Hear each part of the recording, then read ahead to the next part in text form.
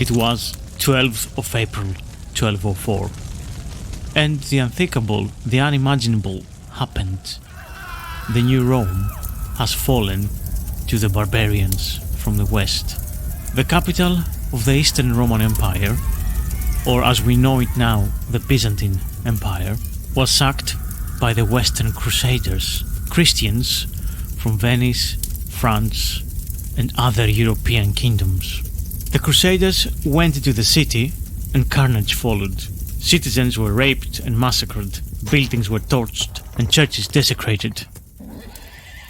Alexius, the emperor, fled to Thrace, and 3 days of looting followed. The most splendid, biggest, most important city in Christendom had fallen to the hands of other Christians. At that point, the Byzantine Empire was no more. The lands of Constantinople and Greece were divided between different kings, Franks, Venetians, and so on. But has the Byzantine Empire gone for good? From 1204 to 1461, there was a city that was at the heart of an empire that proudly proclaimed its inheritance of Byzantine power and simultaneously stood apart from it. A Greek emirate surrounded by Turkish and Caucasian states. This was the Empire of Trabzon, centered around the modern day of Trabzon in Turkey, at the coast of Black Sea, an area of strategic importance and commerce with huge mountains and lush forests as well. There, the Hellenic heart beat for more than 2 millennia, from about 700 BCE. And there was the area that Xenophon wrote on his book, The Legendary Anabasis, or The March of the 10,000, the story of the Greek army's retreat from Mesopotamia and Asia Minor back to Greece through hostile territory and unknown topography. When they finally escaped from all the eastern hordes and barbarians, and they saw the sea, and they proclaimed, the sea, and they heard people speaking Greek when they finally thought they were saved. Trabzon, Samsun, Gerishun, and the surrounding area, it was the Pontic Greek heartlands. These areas, alongside with the opposite coast of the Black Sea, in modern-day Crimea and Azov Sea, it was the Greek kingdom of Pontus.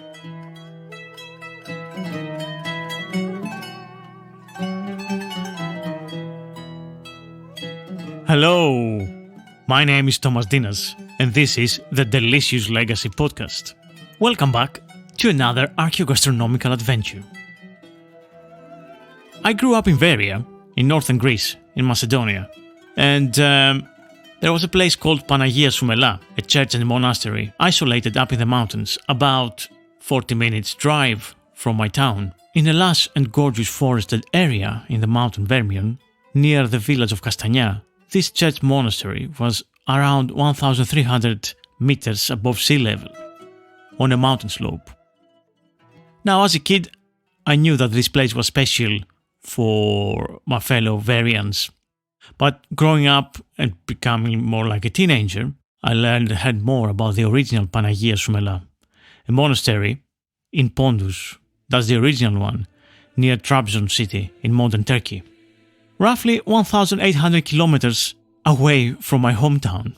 This place is reminiscent of Minas Tirith in Tolkien's seven-walled fortress city built on the spur of a mountain, and is nestled in a steep cliff at an altitude of about 1,200 meters or 3,900 feet above sea level, on a very mountainous slope facing a beautiful, lush and forested valley.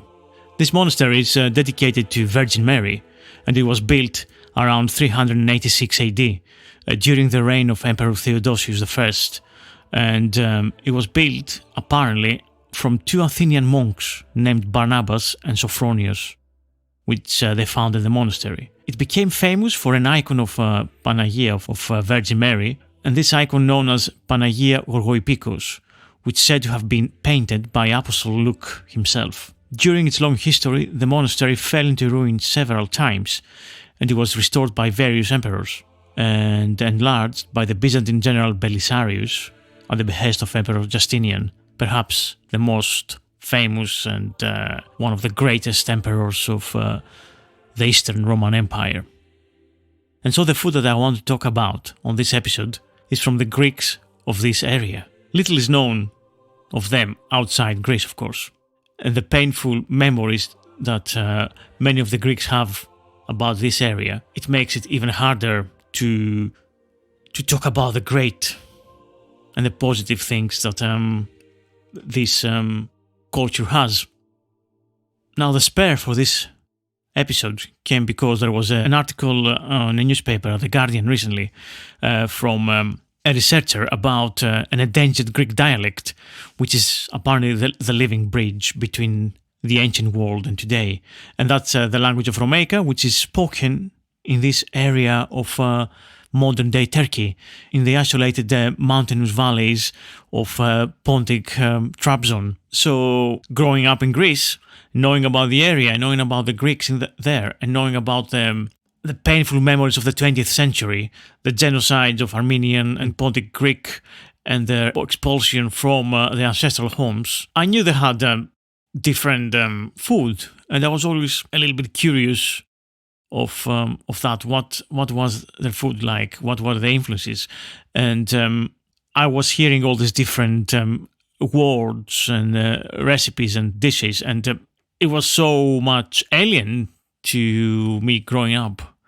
So yeah, I want to try and tentatively make an introduction to the cuisine of the Pontic Greeks and their foods and the dishes and their culture. And I think this episode is just that, basically, like a little taster of this rich and ancient culture, which, of course, has elements from ancient Greece, and, of course, being where they are, there are many, many similarities with the cuisines of the cultures around the Black Sea and the Caucasus Mountains. So there are influences from Georgia with a rich cheese culture, and Ukraine and Armenians, and of course the Tatars and the steppe people who populated the northern shores of the Black Sea for millennia.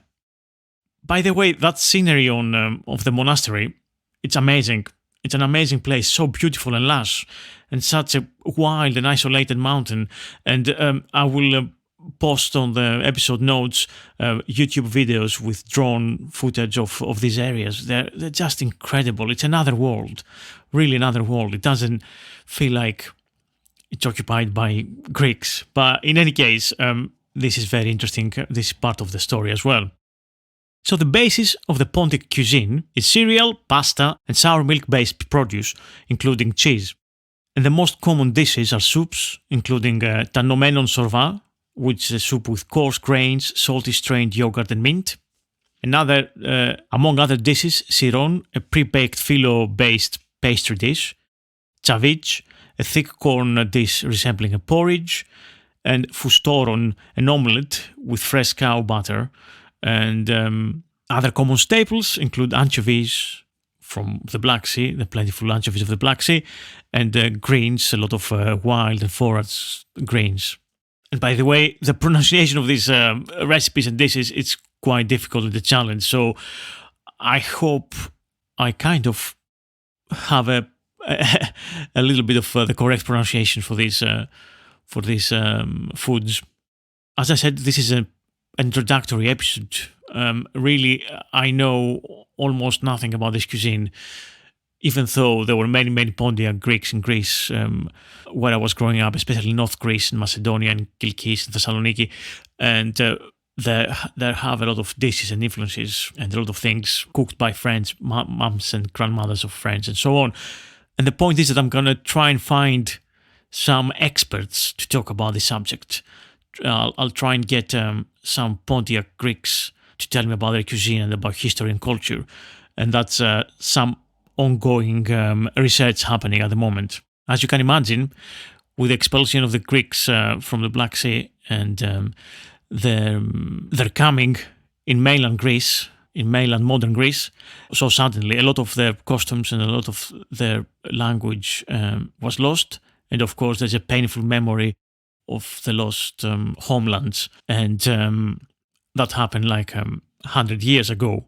And a lot of the original grandmothers and people who knew the recipes spoke the language, and they kept the culture for a few decades.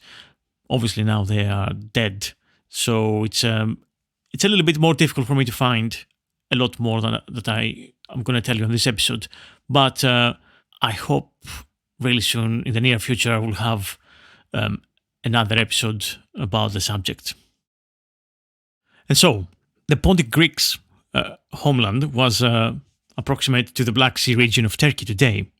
And it's one of the most fascinating and I would say non-Mediterranean Greek regional cuisines. The Pontic Greek traditional cuisine is diverse and incorporates traditions from all these regions, as I said, the mountainous, wild regions of the Pontic Atlas Mountains, and the coastal regions, of course, which are maritime trading places.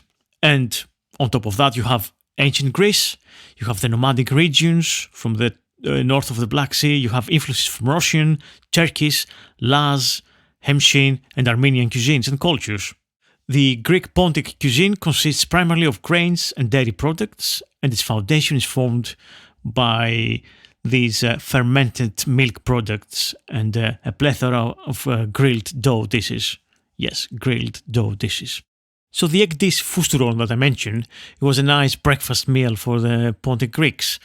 And depending on the region of the Pontians, the foustoron would be prepared with different ingredients. For example, in the coastal areas of Surmenon, they ate chapsov foustoron, an omelette with anchovies. In the region around Ordu, they ate melofoustoron, a honey omelette, and around Argyroupolis, they ate pumpkin omelettes. Up in the mountains and in the plains and the highlands, omelettes with potatoes were made around the Sanda area. And finally, there was a legume omelette called fasoulotiganon, which was also very popular in certain mountainous regions. They also made felia, a Pontian type style French toast. The finished felia was sprinkled with honey or sugar.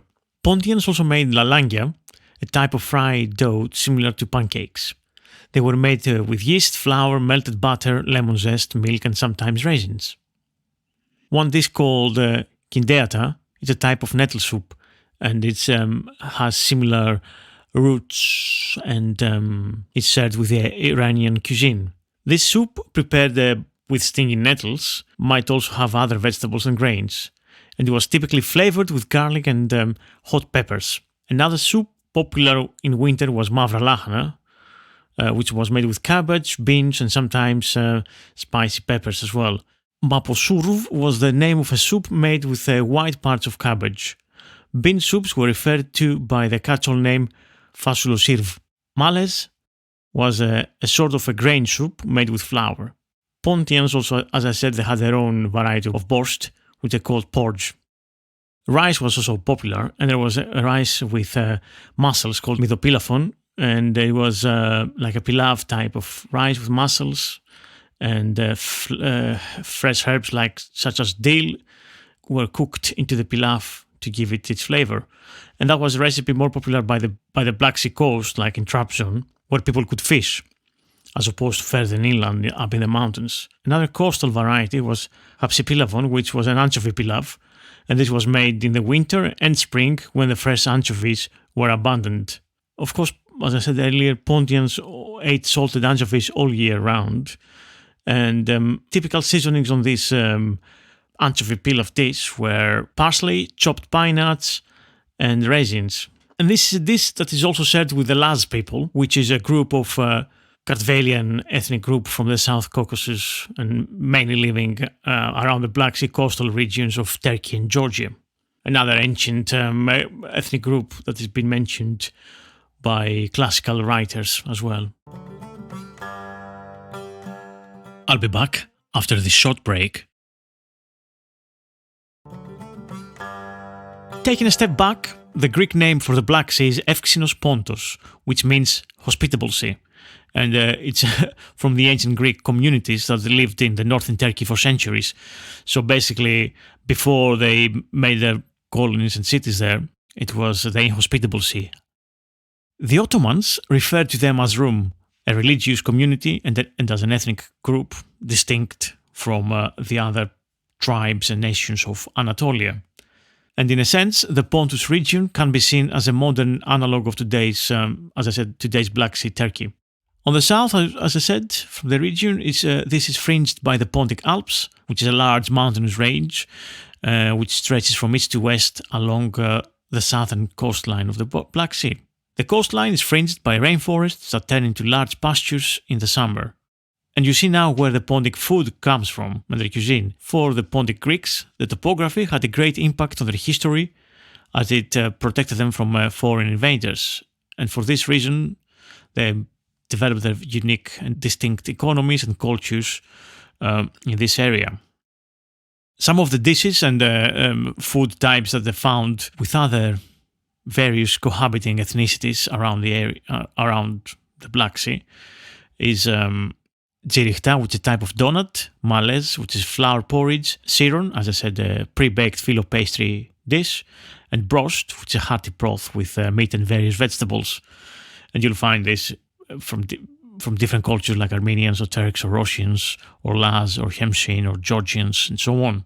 The gastronomy in Pontus developed following seasonal ingredients, of course, as with almost all traditional cuisines, right?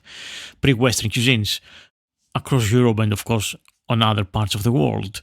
The weather was important, and the uncertainty that was created during the winter months in the Pontic Mountains meant the people forced the invention of ways of preservation and storage of food and raw materials. So therefore, there's a lot of pickles, there's a lot of salted fish, there's pre-cooked pasta, there are cheeses, as I said, dried fruits, and of course, all the different types of seasonal vegetables and greens that they were eaten throughout the year. Vegetables, wheat, and cereal and dairy products were the major food sources. Many ingenious methods were used to turn abundant summer milk into nutritious and artisanal dairy products, and this in addition to the Pontic diet's religious roots as another Orthodox group. There were strict dietary restrictions and long-term fasting in certain times of the year, especially the winter months before Christmas and before Easter, which tends to fall in spring, right? And so there was a lot of produce that needed to be preserved for later months. So dairy products, especially those from lactic acid fermentation, led the way of the Pontic gastronomy. The most common, of course, are Tirith, which is cheese, oxygala, which is yogurt, and tan, which is buttermilk. Of course, nowadays we know that consumption of fermented dairy products is the key to longevity, and we know about probiotics and so on. But the Pontic Greeks, religiously, one could say, ate and drank their fermented dairy products on a daily basis. Beans and kale, bulgur, coarse cereals, soups, pilaf, chaviz and fousturon are the foods and dishes with the highest frequency that we encounter in texts. Soup was a popular dish among Pontic Greece especially, so it's no surprise that it appears so frequently in our records. Tanomenon sorva is one of the most ones, and soups were eaten for breakfast, especially during winter, because of their nutritious and satisfying characteristics, of course. And this Tanomenon sorva is similar to Yaila çorbası, which is the meadow soup, and the yogurt soup, which are eaten in different parts of Turkey nowadays. It may be cooked with rice instead of coarsely ground wheat and topped with spearmint and thyme. Some other soups that were consumed included those made with snails, poultry and beef, as well as lentils and beans with coarse cereals.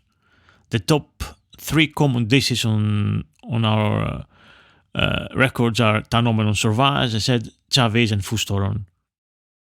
Varenika is another traditional Pontian pasta dish which originates actually from Georgia, but it's also found in Samsun in the Pontic Greek area. And the recipe is something like you need the flour, feta cheese, egg, and butter, And basically, you make a dough, you crumble the feta, you mix it with the cheese, and you make small, little, thin layers of filo, and you fill them with the egg and mixed cheese, and you top it that, and then you kind of make little stuffed pasta type of dishes, like tortellini or something like that, and you boil them in water. And then once they're boiled, then you fry them in loads of butter, basically. So some of the foods are, we have milk products like tan, which is a byproduct of butter extraction and a popular fermented beverage. There's iliston, which is strained yogurt with a sour taste. There's paskitan, which is skimmed salty yogurt. There's cheeses, like a soft cheese with a pleasant sour taste and lightly salted called chokalik. There's a hard cheese with sour taste called chortan. There's a cheese like Gruyere type of thing, koloth. There's a whey cheese called minjin. There are meat products like kavurmas, with sautéed cured beef in its own fat. Pasturmas, which is like pastirma, highly seasoned and air-dried cured beef salami type of thing. Suzuki, which is a dried and fermented sausage. Pligouri, which is a clean, cooked and dried cracked wheat. Korkota, which is coarsely ground grains. Fourniko alevri, which is a baked roast flour. There are pasta products like makarina, which is dried homemade pasta. Evriste, which is seeded and cut dough that has been pre-baked. So this dish called tanomenon surva, the soup, it's thickened with paskitan, which is drained fat-free salty yogurt, and there are also herbs. So to do this, you need some durum wheat, korkoto, some paskitan, which is a fat-free drained salty yogurt, a few tablespoons of cow's butter, an onion, salt, and some water.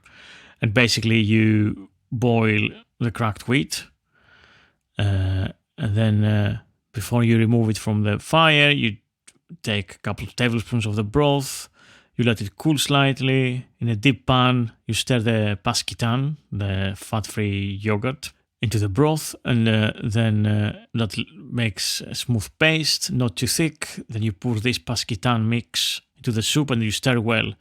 And then in a frying pan, melt the butter, and then you mix the onions and then immediately pour that into the soup. Very, very easy in a way, and very fuss-free. The Pontic Greeks, during the summer season, the farmers would carry their animals in Parharia, which is the high mountains, where they found abundant food in the green pastures of the places called Sanda and Trabzon. And the milk collected at the time turned to a variety of dairy products, which was in turn the food for the winter. The production of cheese was very typical as well.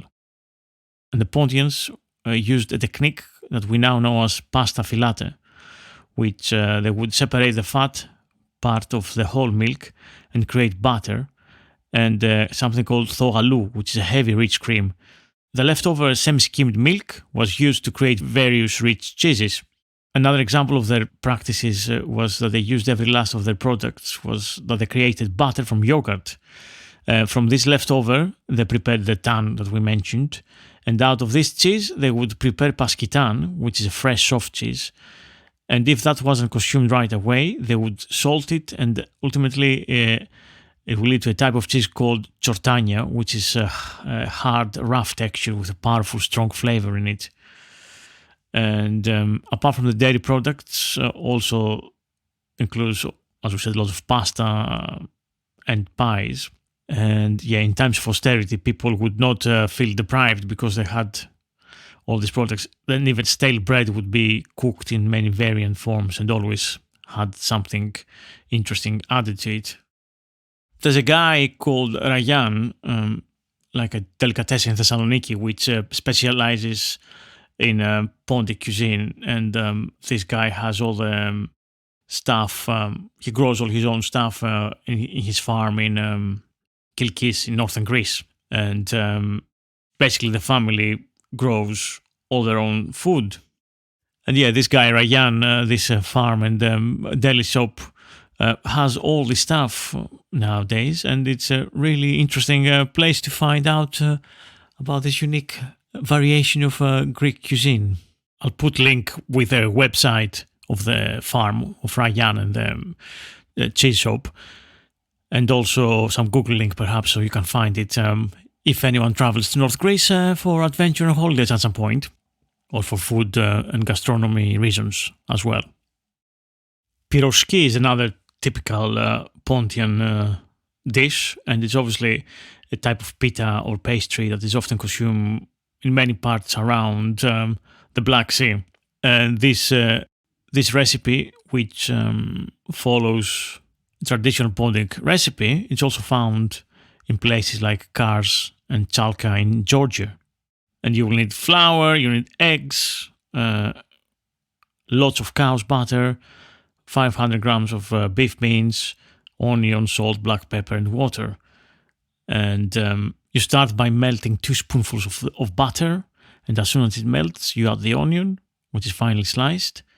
When the onion begins to emit a nice aroma, then you add the minced beef.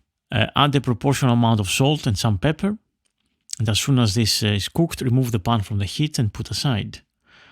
Add the flour to a bowl and add some salt and enough water for a lightly textured dough.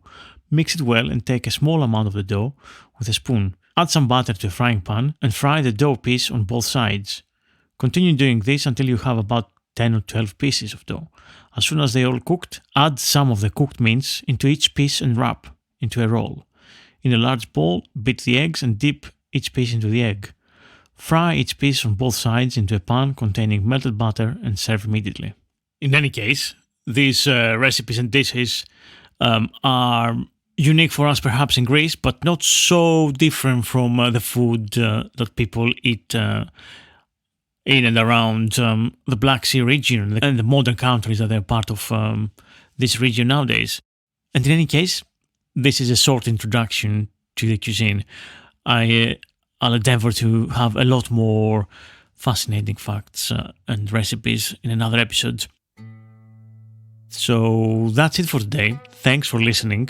I've been Thomas Dinas, and this was the Delicious Legacy Podcast. By the way, if you want to help the podcast grow and find more interesting ancient foods and recipes to investigate, and perhaps new guests and so on, please help the Delicious Legacy by becoming a Patreon member. Just go to Patreon, type the Delicious Legacy Podcast, and you can be a member from $3 a month. Otherwise, there are other ways you can help. Just rate and review the podcast. 5 stars is preferable. Share it with friends, like share it with 3 friends, WhatsApp a few friends, or Facebook message and so on. And basically that helps immensely taking the podcast further and further out there. And I hope you enjoy our adventures through food and through time. See you soon for another archaeogastronomical adventure.